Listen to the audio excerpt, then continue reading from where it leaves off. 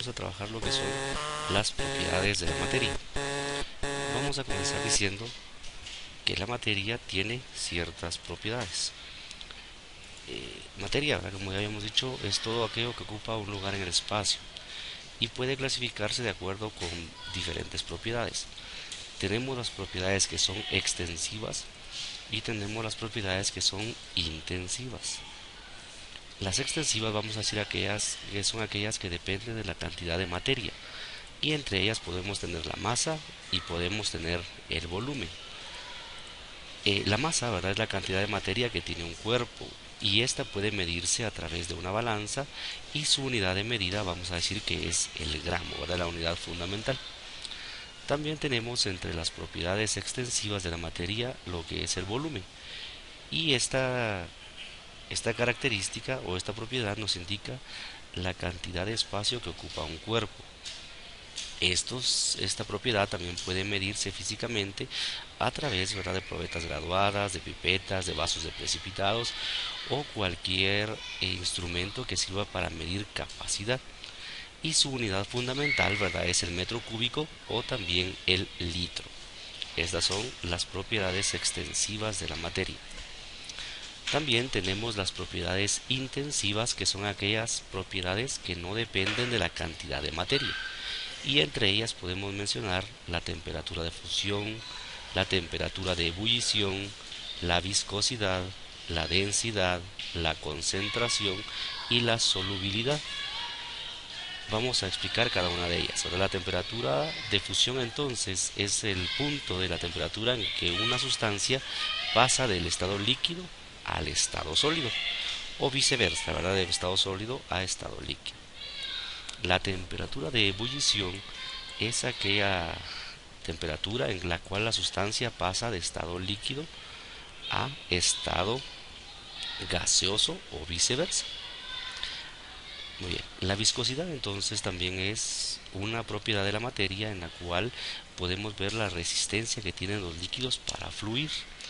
El agua, por ejemplo, es un líquido bastante fluido, mientras que el aceite es un líquido menos fluido.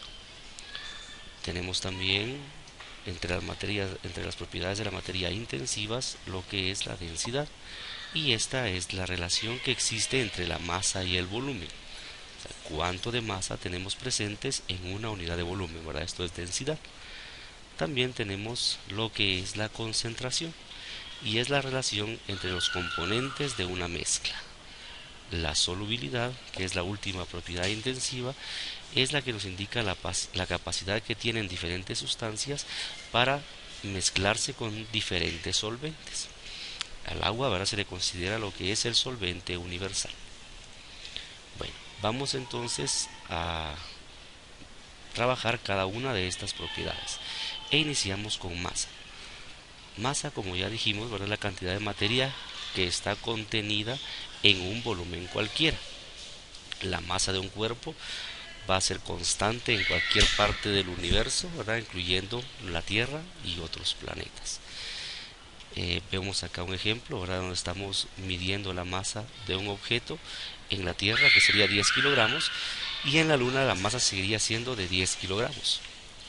Lo que varía en relación a esta masa es su peso, ¿verdad?, que en la Tierra sería de 98 newtons por efecto de la gravedad, y en la Luna sería de 16 newtons también por efecto de la gravedad. La masa, como ya dijimos, podemos medirla con diferentes instrumentos, ¿verdad? Tenemos una balanza antigua de brazos, una balanza para laboratorio, una balanza de resorte para la cocina y una balanza digital, ¿verdad? Esto ha sido la transformación de los instrumentos que sirven para medir la masa. Bueno, también entonces entre las propiedades de la materia tenemos el volumen, y el volumen es el lugar, digámoslo así, que ocupa en el espacio un cuerpo. Pues habíamos dicho que podemos medirla con diferentes instrumentos, ¿verdad?, probetas, pipetas, vasos de precipitados, o también, ¿verdad?, con cualquier unidades que puedan medir capacidad, ¿verdad? Acá tenemos, por ejemplo, un litro. Bueno, otra de las propiedades de la materia que vamos a trabajar el día de hoy es la temperatura. y esta es una propiedad que relaciona con la sensación de calor o de frío que se siente en contacto con una sustancia. ¿Verdad? Si nosotros tocamos, por ejemplo, la pared, nos vamos a dar cuenta que es una materia fría. Si tocamos a nuestro compañero de la par, nos vamos a dar cuenta que es una sustancia que tiene calor, ¿verdad? Entonces, el instrumento que se utiliza para poder medir la temperatura es el termómetro. Tenemos, por ejemplo, termómetros ambientales, termómetros digitales y termómetros de mercurio, ¿verdad? Existe también gran variedad de estos instrumentos para medir la temperatura. En la actualidad usamos, ¿verdad?, 3 escalas para medir la temperatura y vamos a mencionar cada una de ellas.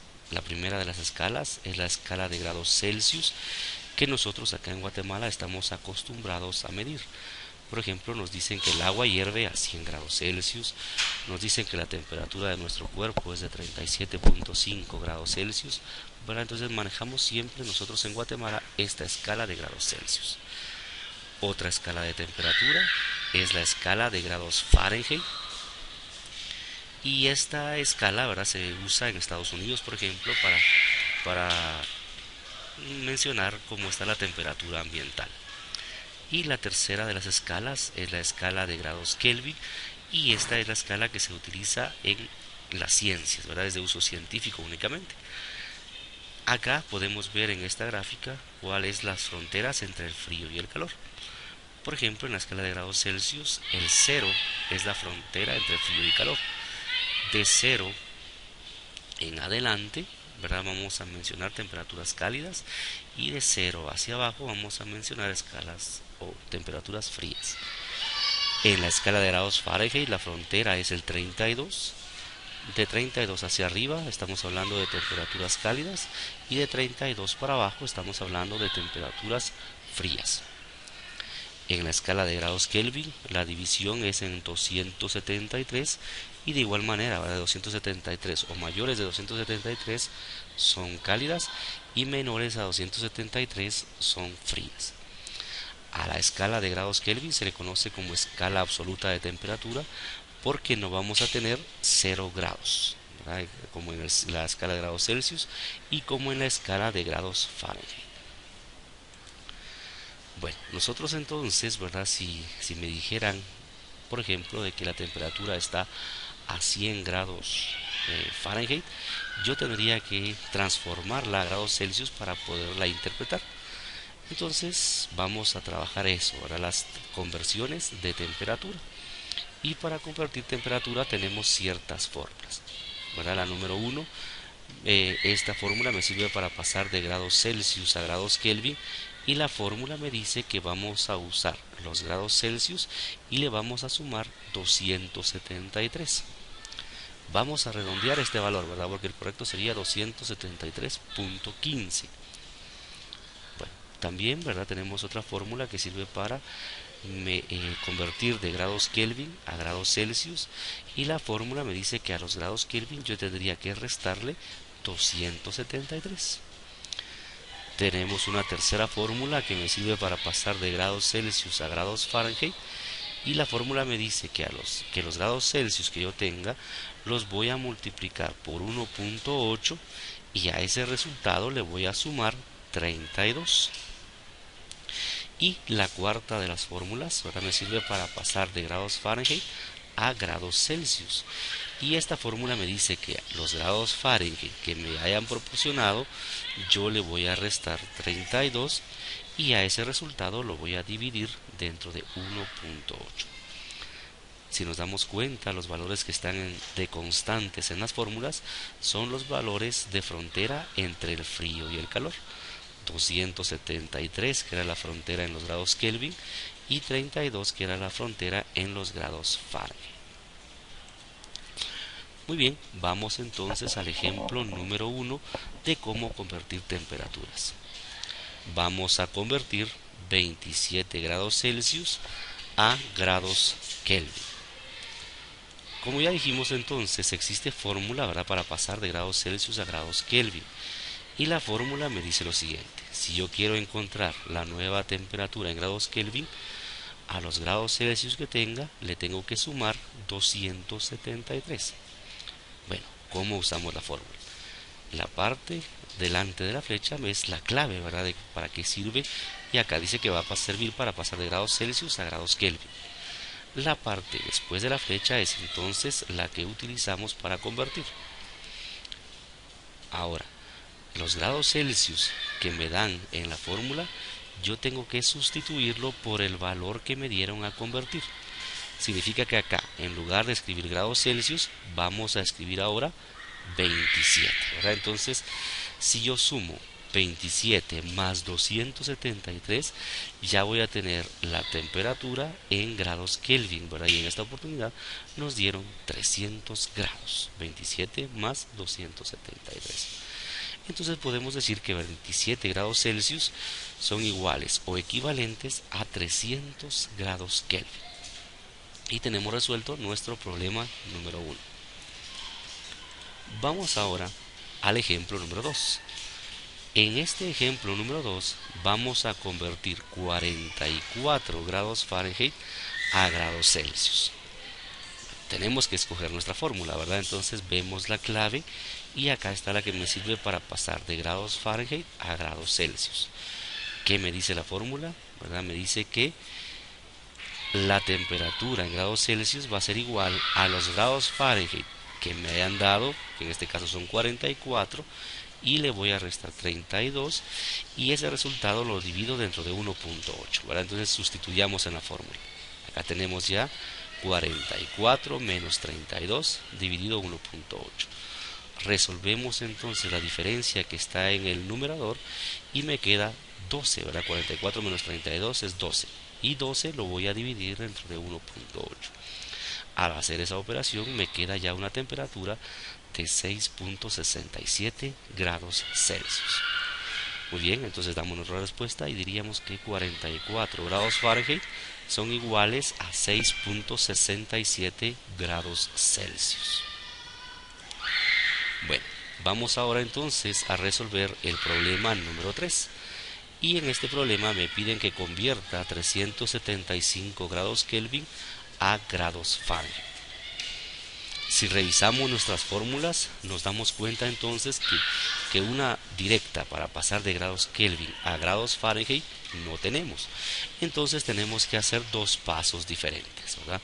En el paso número 1 voy a pasar de grados Kelvin a grados Celsius, y ese resultado entonces lo voy a pasar de grados Celsius a grados Fahrenheit. Vamos entonces a resolver paso por paso. Nuestro paso número 1 entonces, la fórmula va a ser grado Kelvin menos 273. Significa que acá, donde dice grados Kelvin, vamos a sustituir los 375 que me dieron. Hagamos ahora la operación. 375 menos 273 me queda 102 grados Celsius. Ya tenemos entonces que 375 grados Kelvin son iguales a 102 grados Celsius. Este resultado entonces ahora lo utilizamos en el paso número 2. La fórmula me dice que los grados Celsius que acabo de obtener en el paso número 1 los voy a multiplicar por 1.8, y a ese resultado le voy a sumar 32. Sustituyamos entonces en la fórmula 1.8 por 102 y le sumamos 32. Esto me da un resultado ya de 215.6 grados Fahrenheit. Nuestro resultado entonces es que 375 grados Kelvin lo pasamos a grados Fahrenheit y nos queda 215.6. Bien, entonces esto es conversiones de temperatura. Muchas gracias por su atención. Nos vemos en una próxima oportunidad.